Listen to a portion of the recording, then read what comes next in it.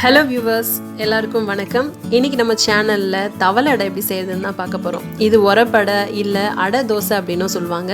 இது பிரேக்ஃபாஸ்ட் இல்ல டின்னர் ரெண்டுத்துக்குமே வச்சுக்கலாம். ரொம்பவும் சூப்பரா இருக்கும், டேஸ்டியா. ரொம்பவும் ஹெல்தியும் கூட. வாங்க இப்போ இந்த தோசை எப்படி பண்ணலாம்ன்றத பார்க்கலாம்.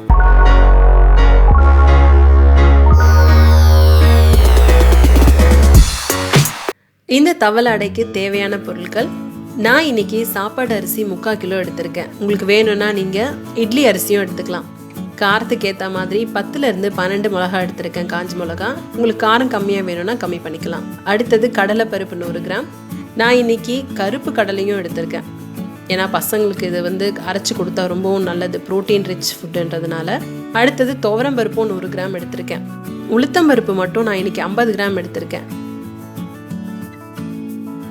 அடுத்தது பெருஞ்சீரகம், உப்பு தேவையான அளவு, கடுகு தாளிக்கிறதுக்காக, உளுத்தம்பருப்பு கொஞ்சம்,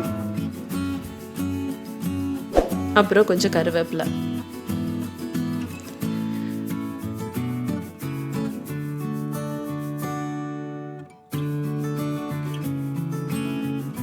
இப்போ இந்த தோசை செய்யறதுக்கு அரிசியை ஊற வச்சிடலாம். நான் இந்த சாப்பாடு அரிசியில் முதல்ல தேவையான அளவு தண்ணியை சேர்த்துக்கிறேன்.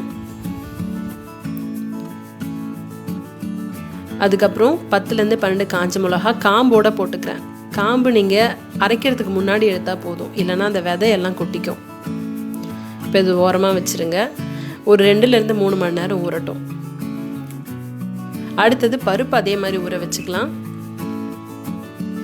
நான் இதே மாதிரி ஒரு பெரிய பாத்திரத்தில் தண்ணி எடுத்துட்டேன் ஆல்ரெடி. இப்போ எல்லா பருப்பையும் உள்ள சேர்த்துடலாம். துவரம்பருப்பு, அடுத்து கடலைப்பருப்பு, உளுத்தம்பருப்பு.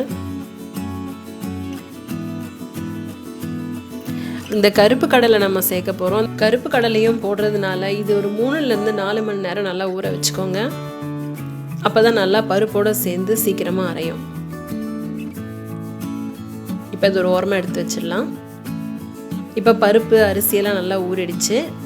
அரிசி கூட அந்த மிளகா எல்லாமே காம்பு இல்லாமல் நான் சேர்த்து இப்போ அரைச்சி எடுத்துக்க போகிறேன். ரொம்பவும் சாஃப்டாக அரைக்காதீங்க, கொஞ்சம் குறைன்னு அரைங்க. இங்கே பாருங்கள், இந்த மாதிரி கன்சிஸ்டன்ஸில் அரைச்சிக்கோங்க. இதை அரைச்சி வேறு பாத்திரத்தில் வச்சதுக்கப்புறம் இதுலேயே நான் பருப்பையும் சேர்த்து அரைக்க போகிறேன். பாருங்கள், பருப்பு எல்லாம் நல்லா ஊறி இருக்கு. இதையும் இதே ஜாரில் கொஞ்சம் குறைன்னு அரைச்சிக்கோங்க. இப்போ இதையும் அரைச்சி எடுத்துக்கலாம். இந்த மாதிரி பதத்துக்கு வந்ததுக்கப்புறம் நம்ம ரெண்டுத்தையும் ஒன்றா மிக்ஸ் பண்ணிடலாம். இப்போ உங்களுக்கு இன்னும் கொஞ்சம் டேஸ்ட்டாக வேணும் அப்படின்னாக்கா நீங்கள் சின்ன வெங்காயம் கட் பண்ணி இந்த மாவோட கலந்து ஊற்றிக்கலாம். இப்போ இதில் தேவையான அளவு உப்பு சேர்த்துக்கலாம்.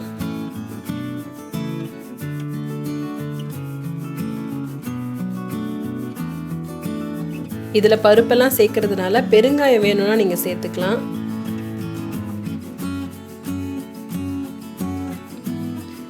இது கொஞ்சம் கெட்டியாக இருக்கா மாதிரி தான் இருக்கும். நம்ம ஊற்றுறதுக்கு முன்னாடி கொஞ்சம் தண்ணி ஊற்றி நல்லா மிக்ஸ் பண்ணி வச்சுக்கலாம். எடுத்து வச்சுருக்க அந்த சோம்பு நான் பவுட்ரு பண்ணியிருக்கேன். அது ஒரு 2 டீஸ்பூன் அதில் சேர்த்துக்கிறேன். நல்லா வாசனையாக நல்லா டேஸ்ட்டாக இருக்கும். அதையும் சேர்த்து நல்லா மிக்ஸ் பண்ணிக்கிட்டு இதை தாளித்து கொட்டிடலாம். எண்ணெய் நல்லா காஞ்சதுக்கப்புறம் உளுத்தம்பருப்பு, கடுகு போட்டுக்கோங்க. கருவேப்பிலை கொஞ்சம். நீங்கள் சப்போஸ் பெருங்காயம் சேர்க்கறதுனா இந்த டைமில் சேர்த்துக்கோங்க. அந்த எண்ணெயோட சேர்ந்து நல்லா பொரிஞ்சு வரும். இப்போ மாவில் சேர்த்துடலாம்.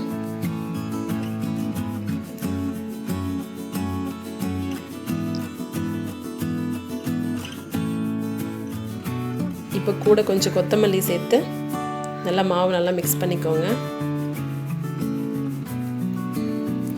உங்களுக்கு வெங்காயம் தேவைன்னா இந்த இதில் தனியாக கூட ஒரு கிண்ணத்தில் எடுத்து வச்சு நீங்கள் வெங்காயம் சேர்த்து அந்த டைமுக்கு ஊற்றிக்கலாம். ஏன்னா வெங்காயம் போட்டு நீங்கள் எடுத்து வச்சிங்கன்னா அது நைட்டுக்குள்ளே வீணாயிடும்.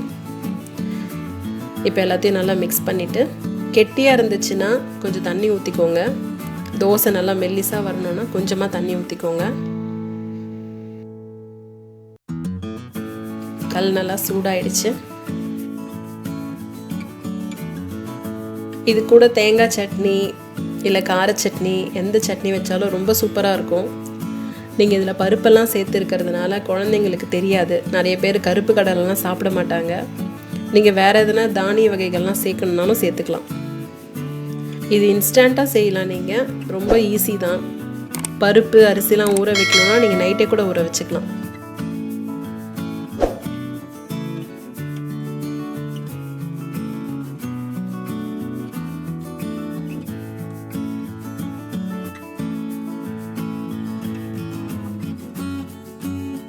சூப்பரான தவளை அடை ரெடி ஆயிடுச்சு. நீங்களும் இதை கண்டிப்பாக ட்ரை பண்ணி பார்த்துட்டு எப்படி இருந்ததுன்னு கமெண்ட் பண்ணுங்கள்.